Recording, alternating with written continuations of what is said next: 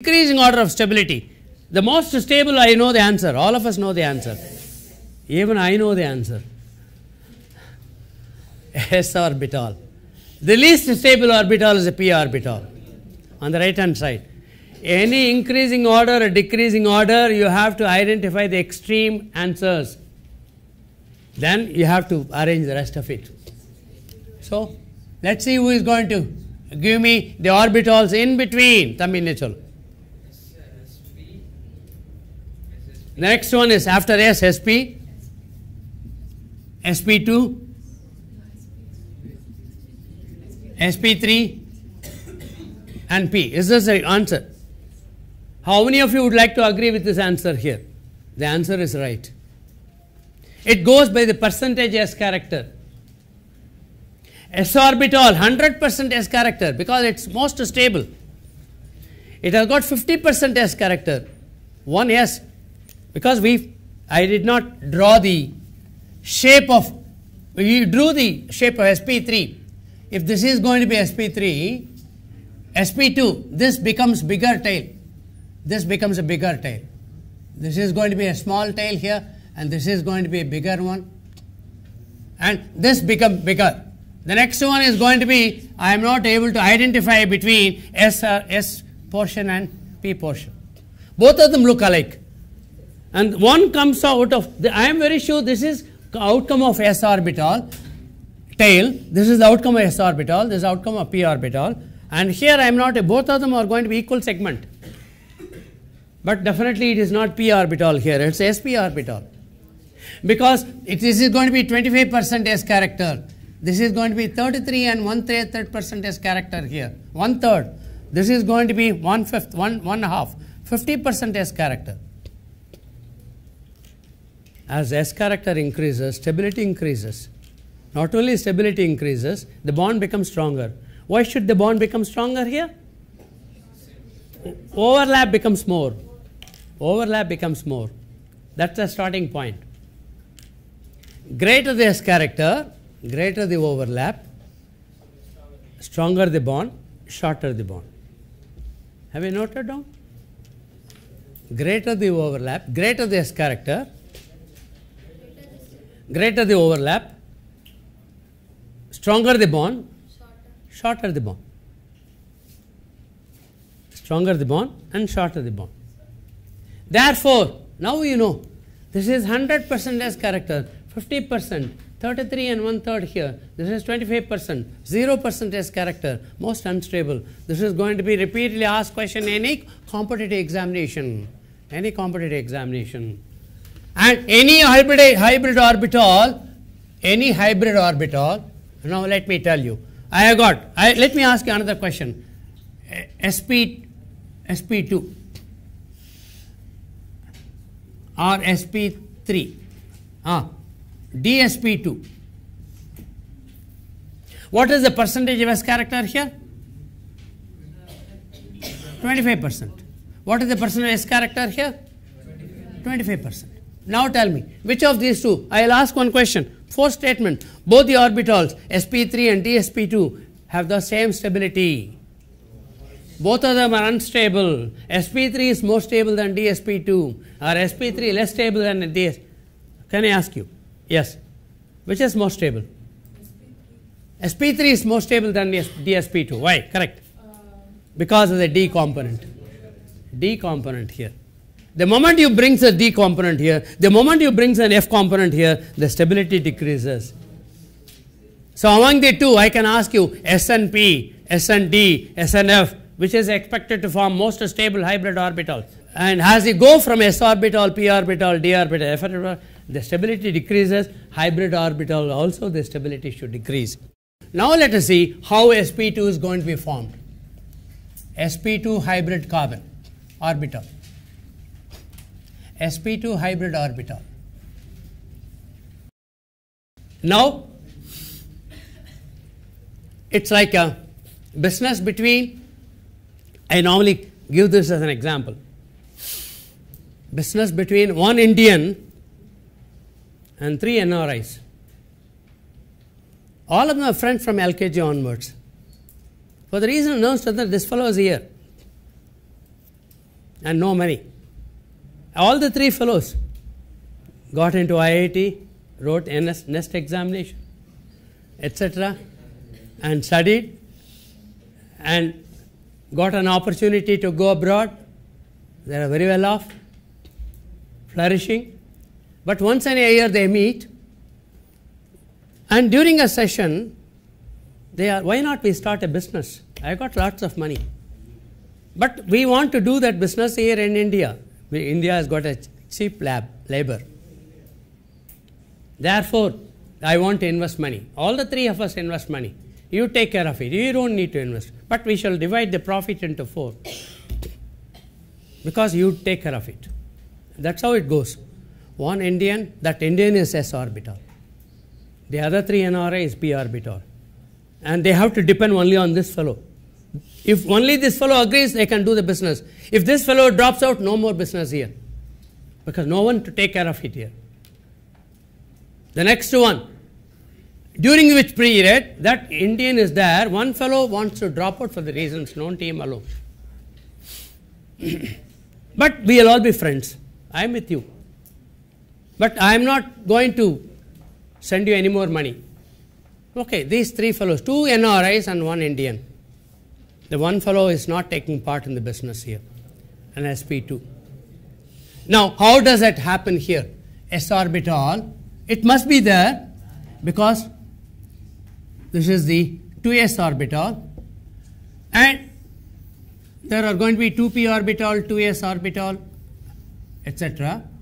Let me put them in shaded region, not participating in the hybridization, not participation, but there are 3 electrons. 3 electrons distributed, 2px1, 2py1 and 2pz1. After making use of excited state configuration. Carbon moment it is able to see an atom coming approach here, it goes to the excited state. It's not going to remain in the ground state because a chemical reaction has to take place. If a carbon feels that there must be a chemical reaction, it must immediately go to the excited state. I told you, boron in the ground state, it has got only 1 unpaired electron. 1s2, 2s2, 2p1, 5 electrons. But the moment boron is able to see some elements approaching towards boron to form a compound, immediately it keeps itself ready, excited state. 1s2, 2s1, 2p2, 3 unpaired electrons. And with that 3 unpaired electron only, boron is able to form a compound like BF3, BH3, BCl3, and that too with the excited state configuration only, not the ground state configuration. If boron were to form an hydride with hydrogen using ground state configuration, the ground state configuration to 1s2, 2s2, 2p1, how many unpaired electron? 1 unpaired electron. And if it forms a compound with hydrogen atom, hydrogen also has got 1 unpaired electron. How many hydrogen atoms does it require, boron? Only 1. What should be the formula of boron hydride? BH. BH. Isn't it? That's the question. That's the answer for my question. But boron forms the excited state configuration always. What's the excited state configuration? 1s2, 2s1, 2p2. How many unpaired electron? 3 unpaired electron. If boron compounds form a compound with hydrogen, it requires 3 hydrogen atoms, BH3. Understand? Now, this is going to be shaded region, not participate, but you have got 1 electron there, 1 electron over there. Now, therefore, this is going to be 2p orbital. Now, the kind of hybridization is going to be sp2 because the third fellow is not interested. The third NRI is not interested. But it is going to be. Therefore, it has to be divided into 3 segments. It has to be divided into 3 segments here. Okay, it has to be divided 1, 2, 3. 3 segments to be divided into 3. It has to be divided into 3. How we are going to divide it, I do not know. You take 1/3 of it. You take 1/3 of it. Combine them together. And each thing contains 1 s orbital and 2p orbital. Therefore, sp2 orbital. As I already told you, it has got a greater s component. 33%. It is definitely is much more than the other one. This is going to be s orbital and this is going to be p component here. C2H4 could be written as CH2 twice. And this makes use of sp2. I will tell you from the structure how do I find out the it is sp3 or sp2. How many sp2? How many sp3? I'll tell you. Maybe I'll complete this sp also. This is going to be sp2. Therefore, what should be the how do you make 3 orbitals now? 3 bond pairs in the space, trigonal planar. So that the repulsion between any bond pairs is going to be identical. This is going to be an sp2 hybrid orbital. This is going to be sp2 hybrid orbital. The third one is going to be sp3, sp2. Therefore, this is going to be a trigonal planar. And let's say this is going to be an sp2 orbital here.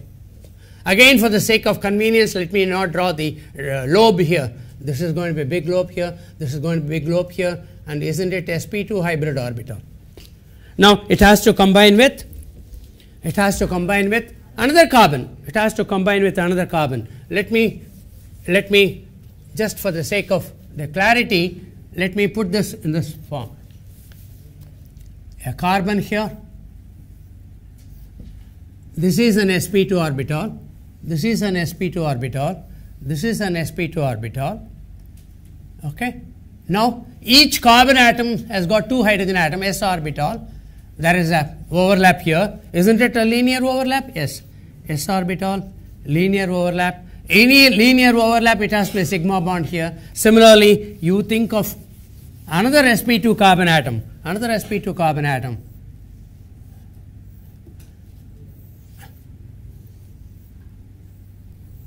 And this has to combine with hydrogen.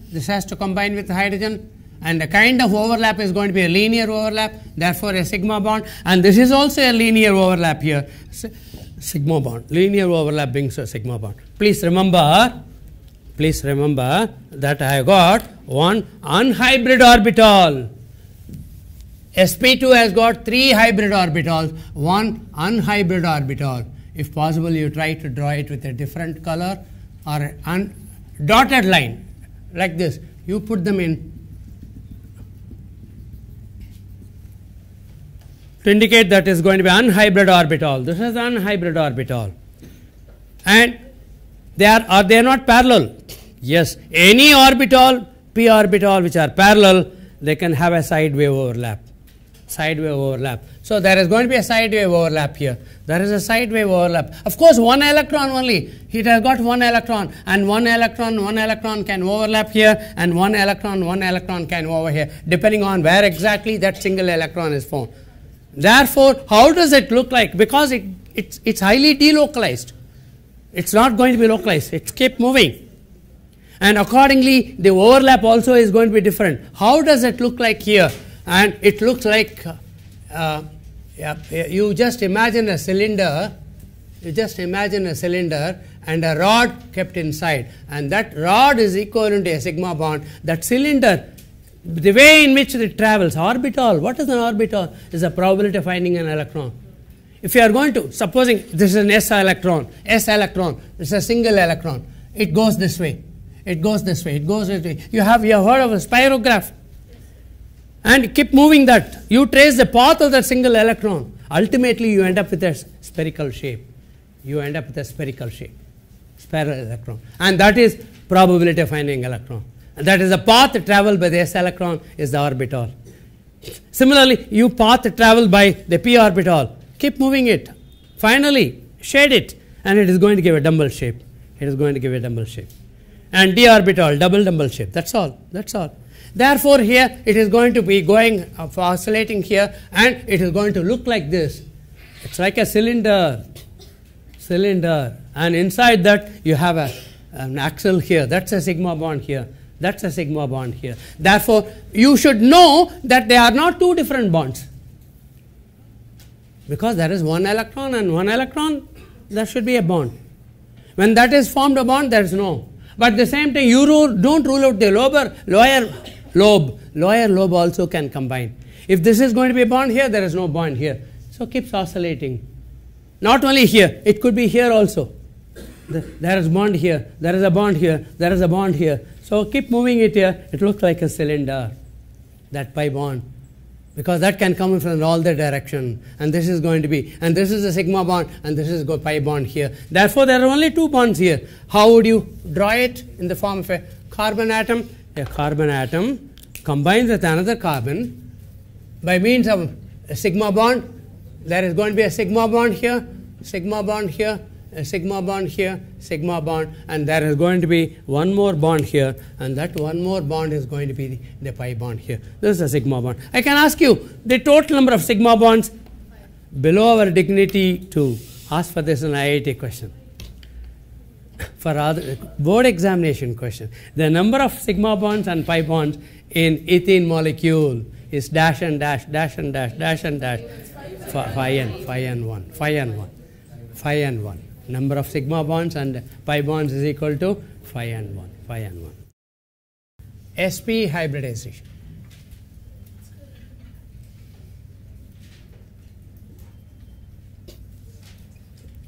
As the name itself suggests, I use one s orbital plus any one p orbital only.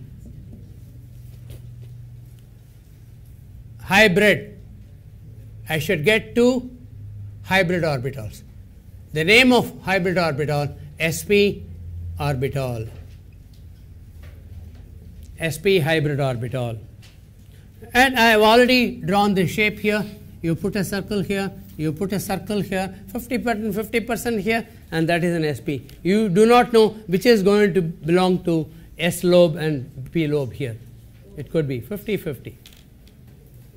And you have a compound. An example, the best example is going to be ethine. Ethine, C2H2. Now all of you should be able to draw ethine, C2H2.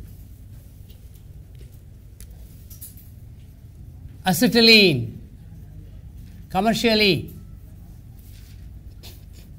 CH twice. Now, why do you propose this kind of structure? We have an answer for that. I shall explain it later. Therefore, this is an sp carbon atom. Being an sp carbon atom, it should have an orbital here, it should have another orbital there. Carbon, sp orbital. Similarly, you have a carbon here, sp orbital and sp orbital. And there is going to be linear overlap, sigma bond. And there is a hydrogen here, sigma bond. Hydrogen here, there is a sigma bond here. Now, I have to have two unhybrid orbitals. Let us not forget that. This is going to be an unhybrid orbital. This is going to be one unhybrid orbital. And the bond angle between two unhybrid orbital must be 90. Px and py, py and pz, pz and px. It's going to be 90. And let me say this is going to be an unhybrid orbital. Around the carbon, around the carbon, around the carbon. This is unhybrid orbital along the different plane. Let's say this is going to be the x plane, this is going to be the y plane. The px orbital is already involved in the hybridization. And the orbitals which are parallel alone can overlap. Lateral overlap this time. Lateral overlap. So the kind of overlap is going to be, and it is between this and this. Now you see, it is between this and this. Similar to what we visualized earlier, the case of ethene. There is going to be a cylinder. Now this is going to overlap here. This time this is going to overlap here. This is going to overlap here. One overlap here in this direction. The other one is going to be. And the bond keeps oscillating. Yes. Now it's like two cylinders, not exactly circular. One in this plane, the other one is perpendicular to each other. The pi orbital should be perpendicular, after overlap should be perpendicular to each other. And if you are going to draw the bond line formula, you have got hydrogen here, single bond carbon here, carbon here, carbon here, hydrogen here. You put a bond here, you put a bond. Of which one bond is going to be the sigma bond, the other one is going to be the pi bond. The result of the overlap of the one orbital, the other one is going to be the pi bond here.